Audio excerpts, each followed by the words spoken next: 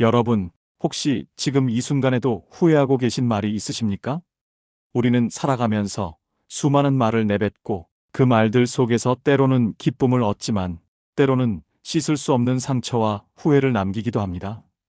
특히 나이가 들고 인생의 경험이 쌓일수록 말 한마디가 가진 무게가 얼마나 무거운지, 그리고 그 말이 내 삶을 어떻게 흔들 수 있는지 뼈저리게 느끼게 됩니다. 조선 후기 최고의 실학자이자 사상가였던 다산 정약용 선생은 자신이 겪은 기나긴 유배 생활의 고통 속에서 말과 태도에 대한 깊은 깨달음을 얻었습니다.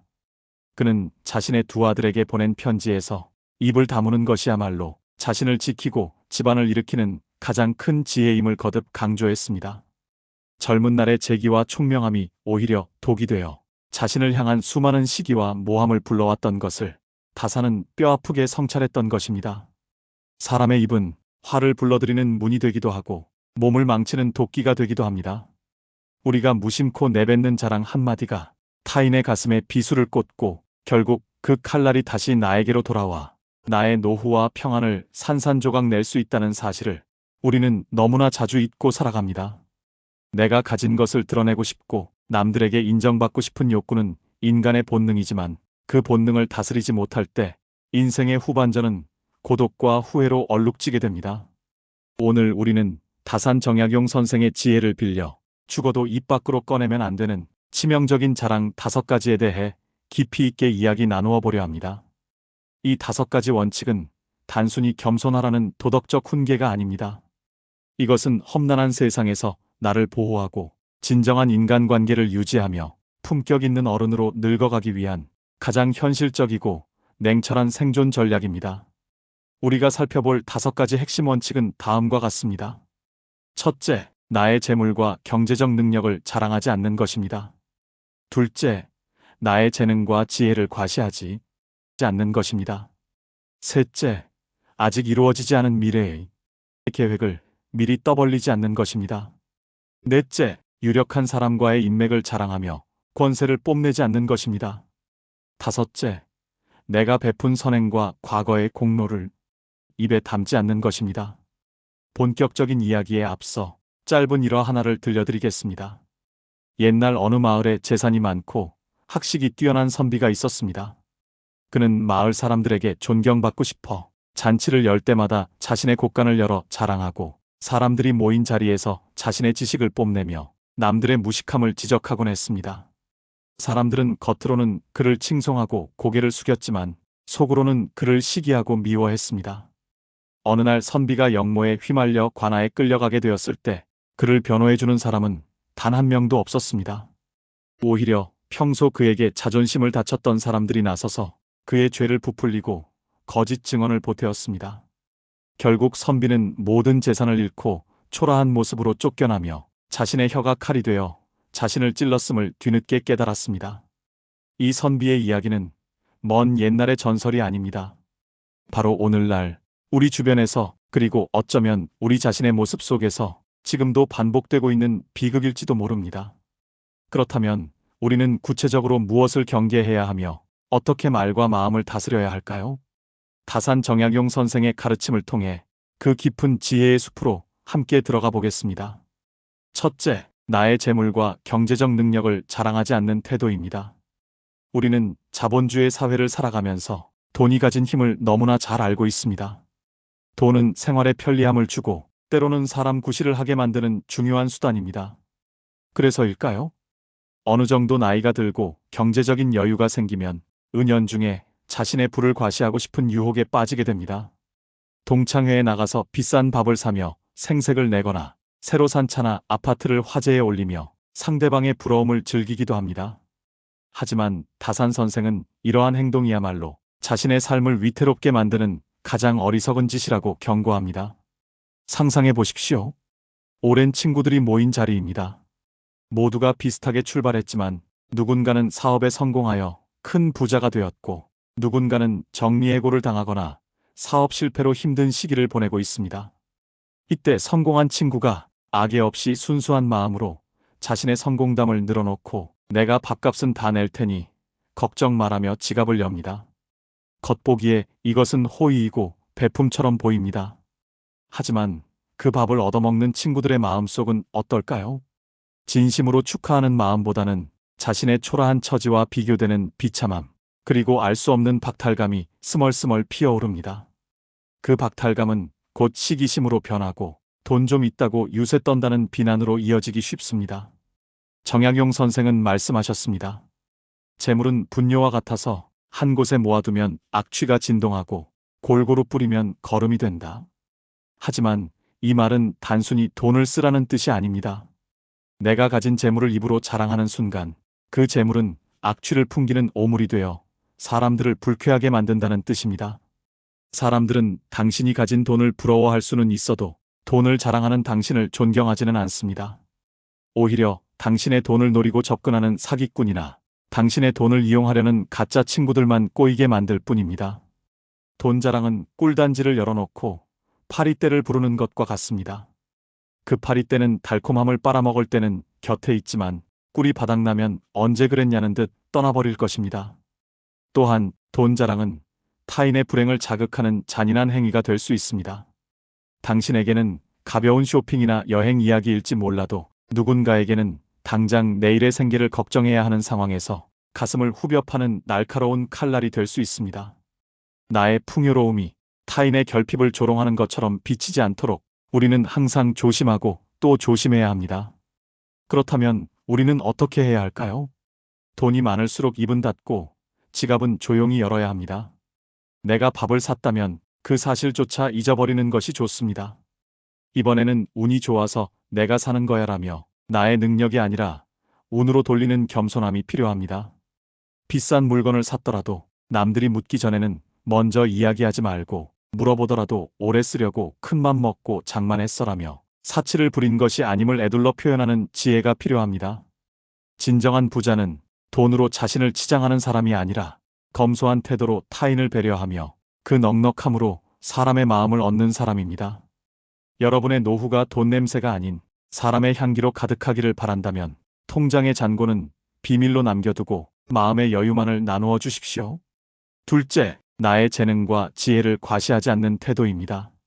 정약용 선생은 당대 최고의 천재였습니다. 그의 학문적 깊이와 통찰력은 누구도 따라올 수 없을 만큼 뛰어났습니다. 하지만 역설적이게도 그 뛰어난 재능은 그를 끊임없는 정치적 공격의 대상으로 만들었습니다. 사람들은 자신보다 뛰어난 사람을 동경하면서도 동시에 본능적인 두려움과 질투를 느낍니다.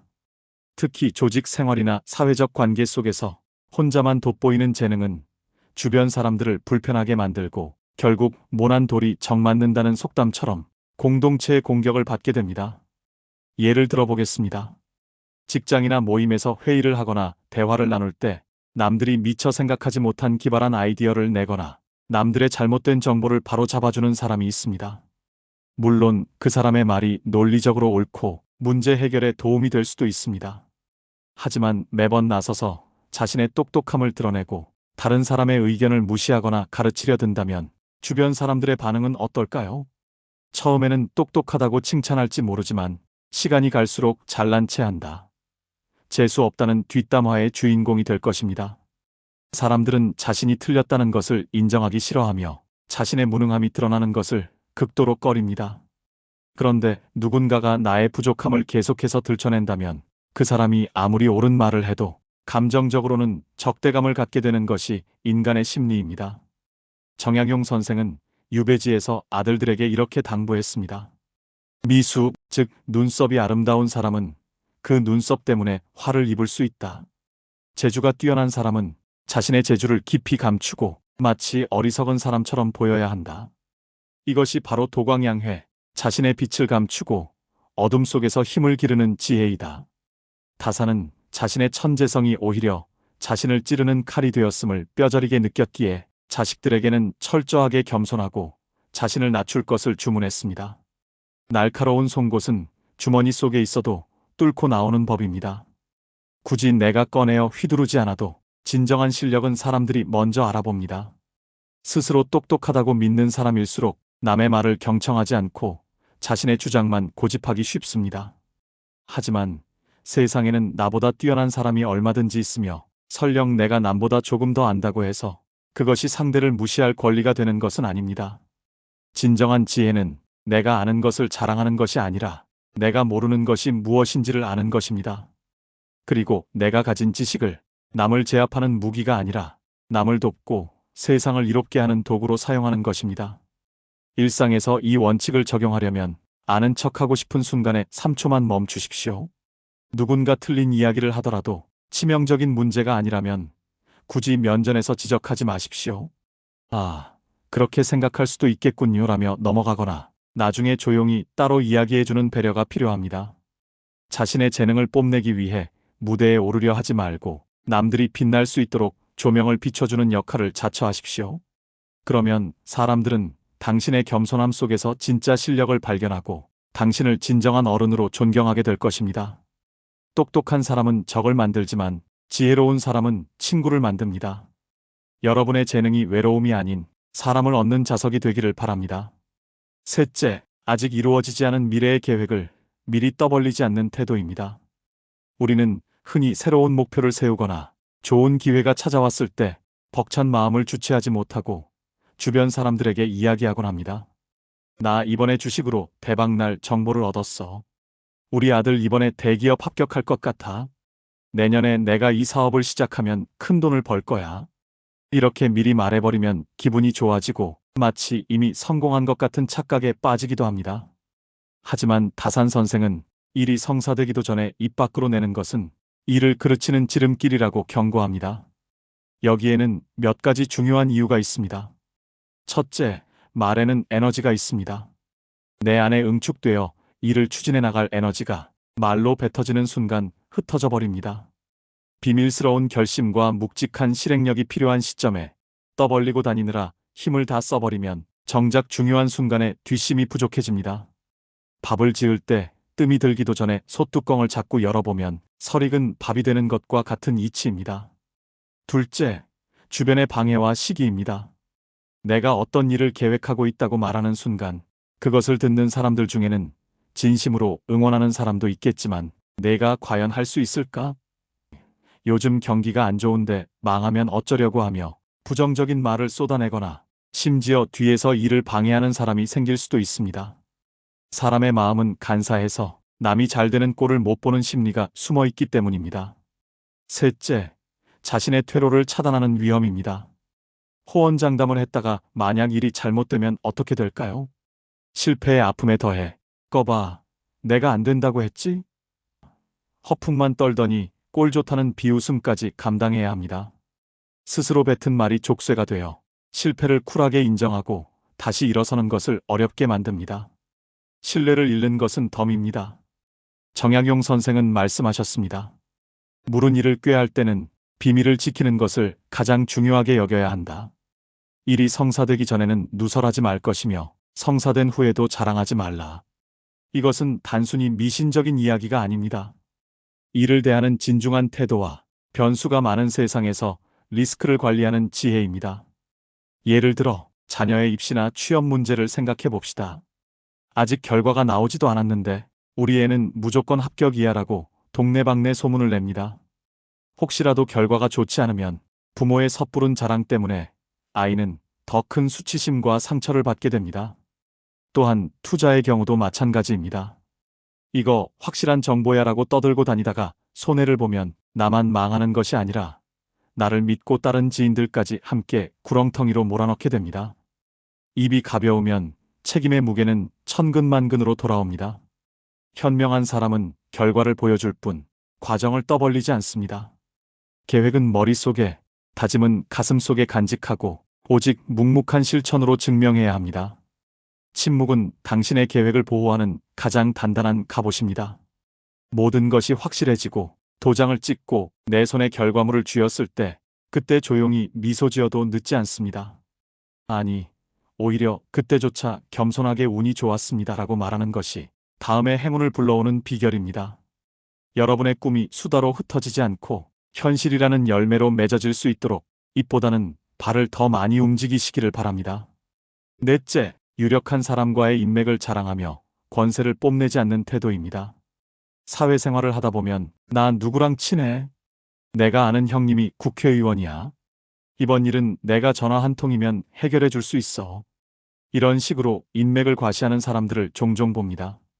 자신이 대단한 사람인 양 포장하고 싶어서 혹은 남들에게 영향력을 행사하고 싶어서 유력한 사람의 이름을 빌려 호가호위하는 것입니다. 하지만 정약용 선생은 이러한 인맥 자랑이야말로 자신이 얼마나 나약하고 보잘것없는 존재인지를 스스로 폭로하는 꼴이라고 비판합니다. 남의 권세를 빌려 으스대는 사람은 마치 거인의 어깨 위에 올라탄 난쟁이와 같습니다. 잠시는 높아 보일지 모르지만 거인이 어깨를 한번 털면 땅바닥으로 곤두박질 치게 됩니다. 진정한 자신의 힘이 아니기 때문입니다. 인맥을 자랑하는 심리 기저에는 나 자체로는 부족하다는 열등감이 깔려 있습니다. 스스로의 실력과 인품으로 승부할 자신이 없으니 유명한 사람, 힘 있는 사람과의 친분을 내세워 자신을 보호하려는 것입니다. 하지만 사람들은 바보가 아닙니다. 그런 말을 들으면 겉으로는 대단하시네요 라고 맞장구 쳐줄지 몰라도 속으로는 그래서 뭐 어쩌라고? 자기 힘도 아니면서 폼 잡기는 이라며 경멸합니다. 더욱 위험한 것은 이런 인맥 자랑이 구설수를 만들고 결국 그 유력한 사람에게까지 피해를 줄 수 있다는 점입니다. 내가 누군가의 이름을 팔고 다니면 그 말이 돌고 돌아 당사자의 귀에 들어가게 됩니다. 내 이름을 팔고 다니며 거드름을 피운다는 사실을 알게 된 유력 인사가 과연 당신을 좋게 생각할까요? 오히려 당신을 멀리하고 손절하게 되는 계기가 될 것입니다. 소중한 인연일수록 남에게 떠벌리지 않고 조심스럽게 지켜주어야 오래갈 수 있습니다. 또한 인맥을 자랑하다 보면 주변에서 청탁이나 무리한 부탁을 해오는 경우가 생깁니다. 자네가 그 사람이랑 친하다며? 내 아들 취직 좀 부탁해. 이런 부탁을 거절하면 친하다더니 다 뻥이었냐고 비난받고 들어주려다 보면 내 능력 밖의 일이라 난처해지거나 불법적인 일에 연루될 위험도 있습니다. 자신의 입으로 뱉은 허세 때문에 진퇴양난의 늪에 빠지게 되는 것입니다. 정약용 선생은 유배지에서 홀로 지내며 고독의 가치를 발견했습니다. 그는 권력의 중심에서 밀려났지만 누구에게도 의지하지 않고 오직 자신의 학문과 수양에 정진했습니다. 그 결과 권세가들이 몰락하고 사라질 때 다사는 홀로 우뚝 서서 시대를 초월한 위대한 업적을 남겼습니다. 진정한 힘은 남의 이름값이 아니라 내 안의 실력과 단단한 내면에서 나옵니다. 사람을 사귈 때는 그 사람의 배경이나 지위가 아니라 그 사람 자체의 인품을 보고 사귀어야 합니다. 그리고 내가 누군가와 친하다면 그 친분을 훈장처럼 달고 다니지 말고 마음속 깊이 간직하며 묵묵히 신뢰를 쌓아가야 합니다. 진짜 인맥은 내가 누구랑 친하다고 말할 때 생기는 것이 아니라 내가 어려울 때 말없이 달려와 주는 사람이 있을 때 증명되는 것입니다. 여러분이 남의 그림자에 숨어 사는 사람이 아니라 스스로 빛을 내는 태양이 되어 주변 사람들에게 따뜻함을 전해주는 존재가 되시기를 바랍니다. 남의 이름을 빌리지 않아도 당신의 이름 석자만으로 충분히 가치 있는 삶입니다. 다섯째, 내가 베푼 선행과 과거의 공로를 입에 담지 않는 태도입니다. 우리는 살면서 누군가를 돕거나 공동체를 위해 희생할 때가 있습니다. 그리고 내심 그 사실을 남들이 알아주기를, 칭찬해주기를 기대합니다. 특히 도움을 받은 당사자가 고마움을 표현하지 않거나 나의 공로가 잊혀가는 것 같을 때 서운한 마음이 들어 은연중에 생색을 내게 됩니다. 내가 그때 널 어떻게 도와줬는데? 이 모임, 내가 아니었으면 벌써 깨졌어. 그때 내가 돈 빌려준 덕분에 내가 지금 이렇게 사는 거야.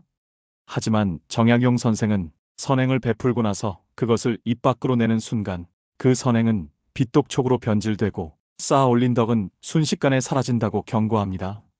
내가 베푼 것을 기억하고 그것을 상대에게 상기시키는 행동은 상대방에게 부채감을 심어줍니다. 고마움은 자발적으로 우러나올 때 아름다운 것이지 강요받는 순간 짐이 되고 굴레가 됩니다. 내가 너를 도왔으니 너도 나에게 보답해라는 무언의 압박을 느끼는 순간 상대방은 고마움보다 부담감을 느끼게 되고 심하면 반감을 갖게 됩니다. 그래, 너 잘났다. 더러워서 내가 갚고 만다라는 마음이 들게 되면 그 관계는 이미 끝난 것이나 다름없습니다. 좋은 마음으로 시작한 일이 말 한마디 때문에 원수지간이 되는 안타까운 결말을 맞게 되는 것입니다. 진정한 보시는 무주상보시라 하여 내가 베풀었다는 생각조차 없이 베푸는 것입니다. 오른손이 한 일을 왼손이 모르게 하라는 말처럼 나의 선행을 내 기억 속에서도 지워버려야 합니다. 다산 선생은 목민심서에서 백성을 위해 일하는 관리는 자신의 공로를 자랑해서는 안 되며 오직 백성의 편안함만을 생각해야 한다고 강조했습니다. 가정에서도 마찬가지입니다. 부모가 자식에게 내가 너를 어떻게 키웠는데 라고 말하는 순간 자식의 효심은 의무감으로 변질되고 부부 사이에서도 내가 집안을 위해 얼마나 희생했는데 라고 따지는 순간 사랑은 식고 다툼만 남게 됩니다. 과거의 영광에 취해 사는 것도 경계해야 합니다. 내가 왕년의 마리아라며 옛날 이야기만 늘어놓는 사람은 현재의 삶이 만족스럽지 않다는 반증입니다. 듣는 사람 입장에서는 한두 번은 들어줄 수 있어도 반복되면 지루하고 꼰대 같다는 생각만 들 뿐입니다. 과거의 공로는 남들이 기억해 줄 때 빛나는 법입니다. 내가 굳이 말하지 않아도 진심으로 베풀었다면 그 향기는 언젠가 퍼져나가게 되어 있습니다. 설령 남들이 몰라준다 해도 무슨 상관입니까? 내 마음이 떳떳하고 하늘이 알고 땅이 알면 그것으로 충분한 것입니다. 베풀 그 자체에서 오는 기쁨을 누릴 줄 아는 사람이 진정으로 행복한 사람입니다. 선행은 저축이 아닙니다. 나중에 이자까지 쳐서 돌려받으려고 하는 투자가 아닙니다. 그것은 흐르는 물과 같아서 그냥 흘려보내야 합니다. 고여있으면 썩습니다. 여러분이 베푼 친절과 사랑을 쿨하게 잊어버리십시오. 기대하지 않을 때 보답은 선물처럼 찾아옵니다. 그리고 보답이 오지 않더라도 이미 여러분은 베풀 수 있는 능력과 여유를 가진 사람이라는 사실만으로도 충분히 복받은 인생입니다. 과거의 장부를 불태워버리고 오늘, 지금 이 순간 내 곁에 있는 사람에게 따뜻한 눈빛 한 번 더 보내는 것이 노후를 풍요롭게 만드는 지름길임을 잊지 마십시오. 여러분, 지금까지 다산 정약용 선생의 지혜를 빌려 죽어도 입 밖으로 꺼내면 안 되는 5가지 자랑에 대해 살펴보았습니다. 첫째, 돈 자랑은 파리를 부르고 사람을 쫓아냅니다. 둘째, 재능 자랑은 적을 만들고 화를 자초합니다. 셋째, 계획 자랑은 에너지를 흩어지게 하고 실패를 부릅니다. 넷째, 인맥 자랑은 자신의 초라함을 드러내고 신뢰를 떨어뜨립니다. 다섯째, 선행 자랑은 은혜를 원수로 갚게 만들고 덕을 소멸시킵니다. 이 5가지의 공통점은 무엇일까요? 바로 나를 드러내고 싶은 욕망, 인정받고 싶은 결핍에서 시작된다는 것입니다. 하지만 역설적이게도 나를 감추고 낮출 때 세상은 나를 더 높여주고 귀하게 여깁니다. 빈 수레가 요란하고 익은 벼는 고개를 숙입니다. 나이가 든다는 것은 채우는 과정이 아니라 비우는 과정이어야 합니다. 입은 닫고 지갑은 열고 마음은 비우십시오. 그 빈 공간에 비로소 사람들의 존경과 평안이 깃들게 될 것입니다. 다산 선생은 18년이라는 긴 유배 생활 동안 억울함과 분노를 쏟아내는 대신 침묵 속에서 책을 쓰고 자신을 수양하며 내면의 힘을 길렀습니다. 그 침묵의 시간이 있었기에 그의 지혜는 수백 년이 지난 오늘날까지도 우리에게 큰 울림을 주고 있습니다. 우리도 다산처럼 말의 무게를 알고 침묵의 가치를 아는 현명한 어른이 되었으면 좋겠습니다. 오늘 하루 나의 입에서 나가는 말이 자랑과 허세가 아닌 겸손과 배려, 그리고 따뜻한 위로가 되기를 소망합니다. 말을 줄이면 실수가 줄어들고 자랑을 줄이면 시기가 사라집니다. 여러분의 남은 인생이 소란스러운 말잔치가 아니라 깊고 그윽한 침묵의 향기로 가득 채워지기를 진심으로 응원합니다.